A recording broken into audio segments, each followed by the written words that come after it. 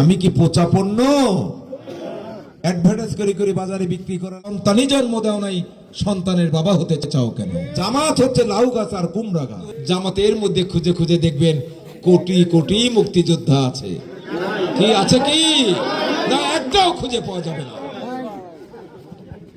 ওদের মধ্যে খুঁজে পাওয়া যাবে রাজাকার, দেশদ্রোহী রাজাকার, যারা আমাদের টাকার কেনা বন্দুক, আমাদের টাকার কেনা গুলি হাতে নিয়ে আমাদের সন্তানদের বুক তাক করে গুলি করেছে। এতটুকুনো বুক কাঁপেনি। যত পরিচর্যায় করেন লাউ গাছ আর কুমড়া গাছ, মালিককে বলবে মালিক একটা জানলা করে দাও। কি কথা বলবে কি বলবে না? ও বিস্তার লাভ করবে কিন্তু শক্ত হয়ে দাঁড়াতে পারবে না।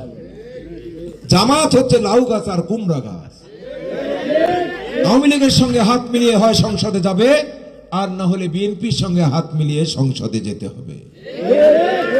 91 সালে নির্বাচনে জামাত যে কটা সিট পেয়েছিল 4 দলীয় ঐক্য জোট করেছিল। না, 91 সালে না, 2001 সালে বিএনপির সঙ্গে জোটবদ্ধ করে তারা কিছু সিট নিয়েছিল।